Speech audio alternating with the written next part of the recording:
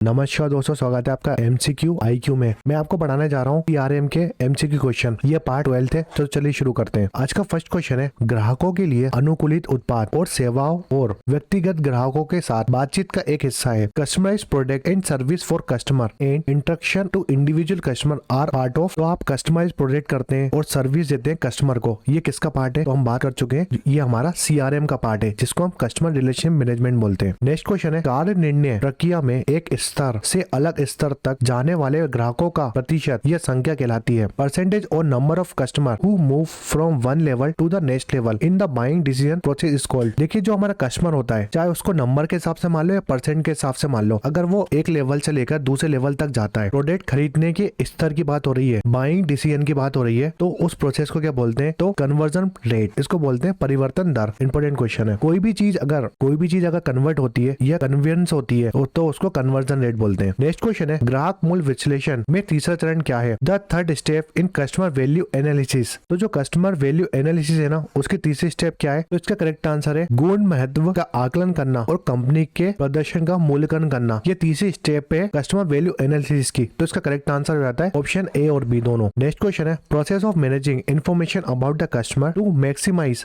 Royalty is said to be. वफादारी को अधिकतम करने के लिए ग्राहक के बारे में जानकारी के प्रबंधन की प्रक्रिया को डैश कहा जाता है। तो इसका करेक्ट आंसर है, इसको हम बोलते हैं कस्टमर रिलेशन मैनेजमेंट। इसका करेक्ट आंसर है ऑप्शन बी। नेक्स्ट क्वेश्चन है, the main drawback of CRM. CRM का सबसे बड़ी कमी क्या है? तो सबसे बड़ी कमी क्या है सीआरएम की? Implementation of CRM before the creating a customer strategy. ग्राहक रणनीति बनाने से पहले सीआरएम लागू करना। ये इंपॉर्टेंट क्वेश्चन हो सकता है, क्योंकि एग्जाम में ऐसे क्वेश्चन आते हैं। देखिए, सीआरएम में क्या होता है, मैंने आपको बताया है कि कोई भी कंपनी को अगर प्रोडक्ट बेचना होता है सीआरएम सॉफ्टवेयर के थ्रू, तो आप स्ट्रेटेजी बनाओगे। तो पहले अगर आप ग्राहक की स्ट्रेटेजी बनाओगे ना, तो जो आपका ग्राहक है, जो आपका कस्टमर है, उसकी रणनीति नहीं बनाओगे और अपना जो सीआरएम सॉफ्टवेयर है उसको पहले लॉन्च कर दोगे, तो सीआरएम काम ही नहीं करेगा। तो यही है, ग्राहक रणनीति बनाने से पहले सीआरएम को लागू करना। पहले आप रणनीति बनाओ, स्ट्रेटेजी बनाओ, उसके बाद ही सीआरएम को अप्लाई करो। नेक्स्ट क्वेश्चन है, ग्राहक संबंध प्रबंधन तकनीक देश में मदद कर सकती है। जो हमारा सीआरएम है, जिसको हम कस्टमर रिलेशन मैनेजमेंट बोलते हैं, ये टेक्नोलॉजी है जो हेल्प करती है आपको किस जगह? तो डिजाइनिंग, डायरेक्ट मार्केटिंग इफेक्ट में और प्रोसेसिंग ट्रांजेक्शन फास्टर में, यानी प्रत्यक्ष विपणन प्रयासों में डिजाइनिंग करना और प्रशासन लेन देन तेजी में, इन दोनों जगह जो हमारा सीआरएम टेक्नोलॉजी है वो मदद करती है। तो इसका करेक्ट आंसर है ए और बी दोनों। नेक्स्ट क्वेश्चन है, what is the goal of CRM? CRM का लक्ष्य क्या है? ग्राहकों की संतुष्टि में सुधार करना, बिक्री बढ़ाना और ग्राहक वफादारी में सुधार करना। तो ये तीनों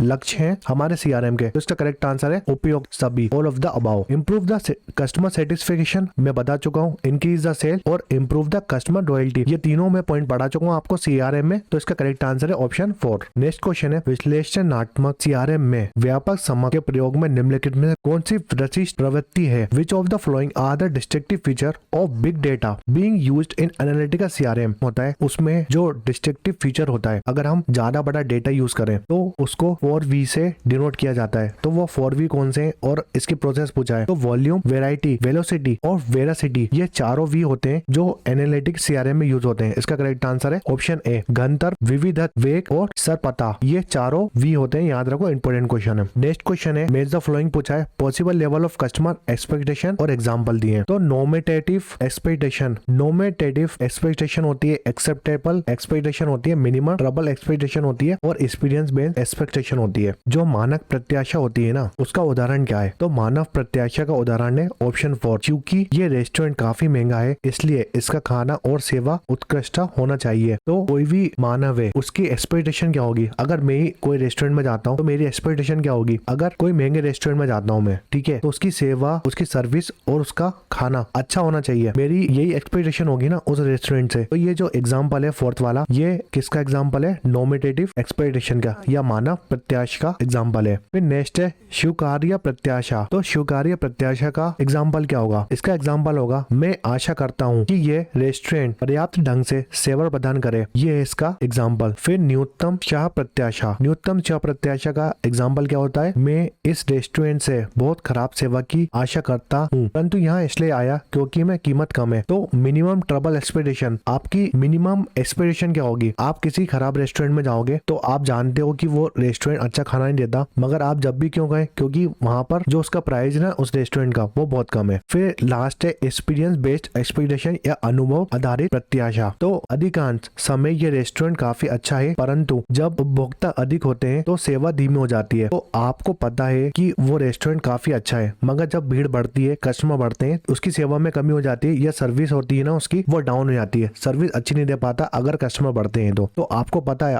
आप उस रेस्टोरेंट में आ चुके हो, आप अनुभव कर चुके हो उस रेस्टोरेंट का। जब भी आप दोबारा आए हो तो ये अगर एग्जाम में आते हैं तो आपको पहले ऑप्शन पढ़ना है, आप ऑप्शन पढ़ के ही समझ जाओगे कौन सा एग्जाम्पल कौन सी चीज का है। नेक्स्ट क्वेश्चन है सीआरएम उपभोक्ता संबंध प्रबंधन 2.0 में संदर्भ में निम्नलिखित में से कौन सा कथन सही है? Which of the following statement are true in the context of CRM customer relation management 2.0? पहला ऑप्शन देखते हैं, customer interaction are not pre plan but happen in real time. बिल्कुल सही ऑप्शन है ये वाला। मैंने आपको बताया था कस्टमर इंटरेक्शन होता है वो प्री प्लान नहीं होता, मगर जब हम आमने सामने बात करते हैं तो वो हो जाता है। Next question, software as a service is dominate CRM model particularly a small और मीडियम साइज बिजनेसमैन। मैंने आपको बताया जो सॉफ्टवेयर एंड सर्विस जिसको हम सेल्स सॉफ्टवेयर बोलते हैं, वो क्यों जो होता है कि उससे स्मॉल बिजनेसमैन भी काम कर सके और मीडियम बिजनेसमैन भी काम कर सके। तो इसका सेकंड ऑप्शन भी सही है। फिर CRM data is typically store in corporate serve only, ये गलत ऑप्शन है। तो इस ऑप्शन में दिया है क्या, जो आंकड़े होते हैं सीआरएम के वो कॉर्पोरेट सर्वर पर स्टोर किए जाते हैं, ओनली सिर्फ कॉर्पोरेट सर्वर पर इस्तेमाल किए जाते हैं, ऐसा नहीं है। ये ऑप्शन गलत है बिल्कुल। फिर नेक्स्ट है, means available for analytical are only standard multi variety statical procedure such as cluster analysis और लॉजिस्टिक रिग्रेशन। एनालिटिक्स के लिए उपलब्ध साधन केवल मानक बहुचार संख्याक्रिय प्रक्रिया